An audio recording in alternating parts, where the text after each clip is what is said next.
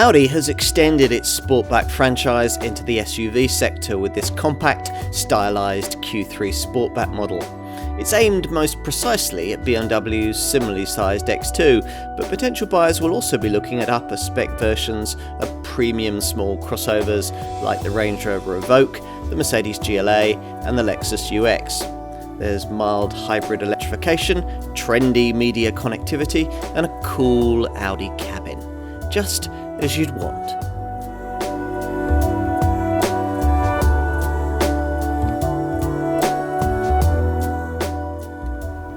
Pay more, get less.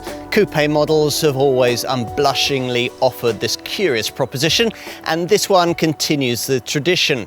Audi's Q3 Sportback.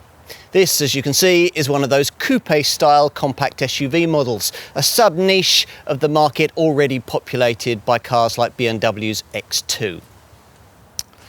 This fashion-led derivative has a roofline 49mm lower than that of its standard sibling, and virtually all the bodywork panels are different, only the front wings being shared with the standard Q3. Plus, mild hybrid petrol engine technology features at the foot of the range. Sounds quite promising.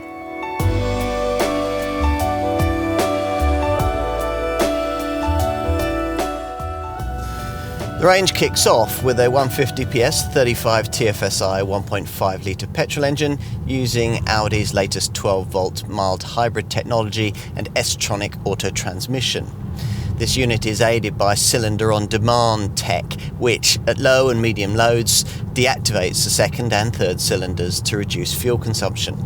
Manual transmission is also available with this derivative, which only comes with front-wheel drive. Further up the range, it's a four-wheel drive only lineup. There's a 45 TFSI Quattro model that uses a 2-litre TFSI unit and offers 230 PS. That's what we've got here.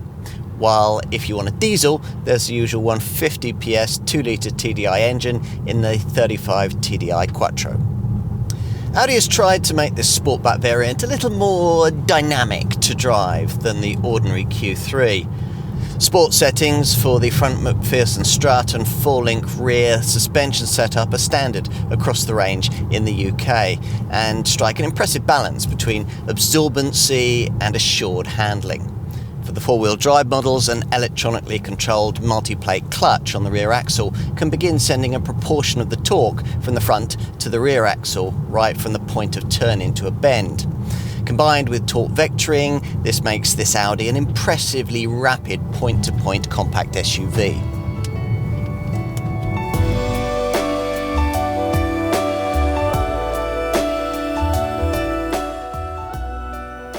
The Q3 Sportback measures 4,500mm in length, stands 1,567mm tall and is 1,843mm wide, which makes this SUV coupe 16mm longer, 49mm lower and 6mm slimmer than an ordinary Audi Q3.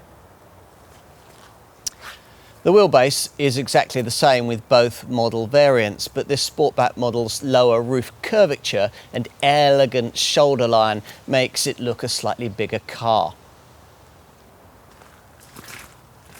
At the rear, a long roof edge spoiler sits above the slim window to emphasise the width of this crossover.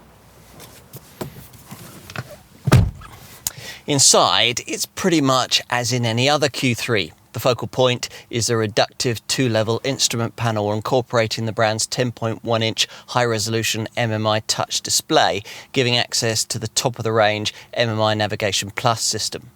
There's also Audi's virtual cockpit digital dash. Audi says that this SUV coupe has been designed as a fully-fledged five-seater. The rear seats can be moved 130mm longitudinally back and forth as standard, and their backrests are divided into three sections with an inclination that can be adjusted in 7 stages. What about boot space? Well, a standard powered tailgate makes gaining access to this area easy, and for added convenience, the loading floor can be used at various levels. Behind the rear seats, the luggage compartment can accommodate 530 litres, and when the backrest is folded down, up to 1,400 litres of space can be liberated.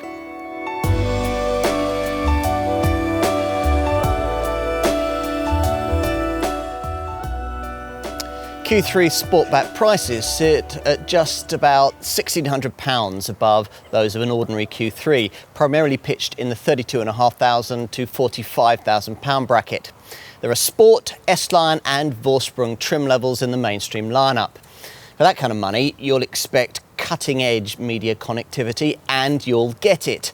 Take the MMI Navigation Plus package, for example, which recognises the driver's preferences based on previous journeys, allowing it to generate suitable route suggestions.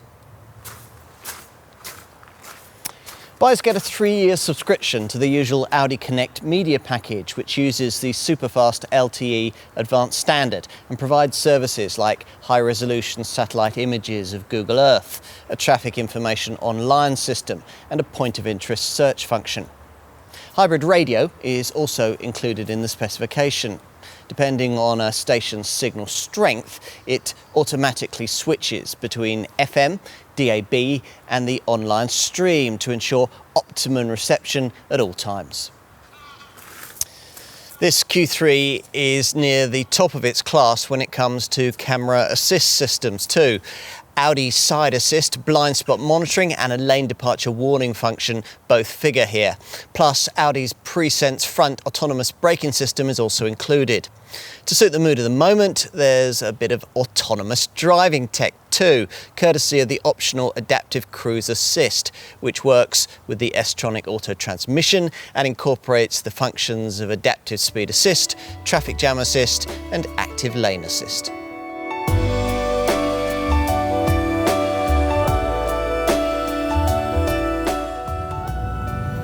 The big efficiency development here relates to the base 35 TFSI petrol model, which features Audi's MHEV mild hybrid drivetrain, this incorporating a 12-volt onboard electrical system.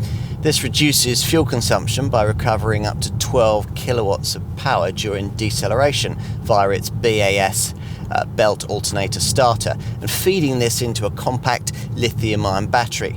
If the driver lifts off the throttle at speeds of between 24 and 99 miles an hour, the Q3 Sportback 1.5 TFSI MHEV rolls in neutral or coasts with the engine switched off. The engine management system selects one of these functions depending on the driving situation and the operating state.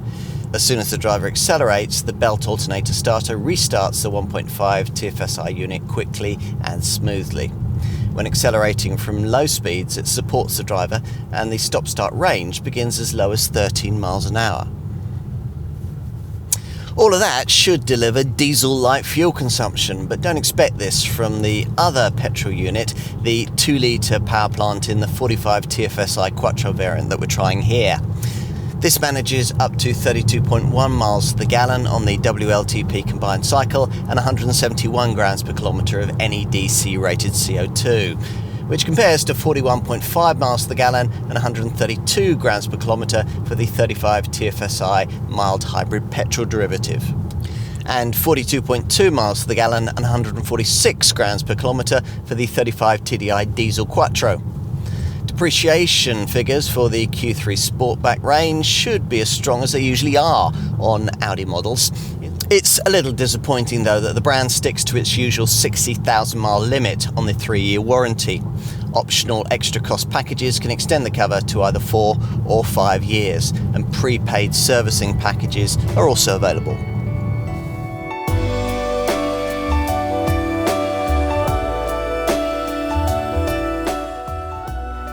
The Q3 Sportback doesn't do anything fundamentally better than the standard model upon which it's based, but it looks significantly more desirable.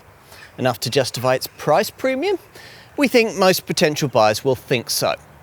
These people probably won't care that there's slightly less rear seat and boot space than in a normal Q3.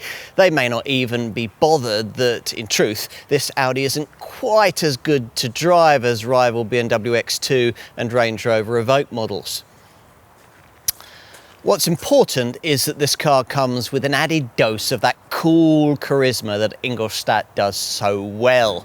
If for you the ordinary Q3 is a bit, well, vanilla, this version serves up that confection rather differently, with a flake, if you like. We can all identify with that.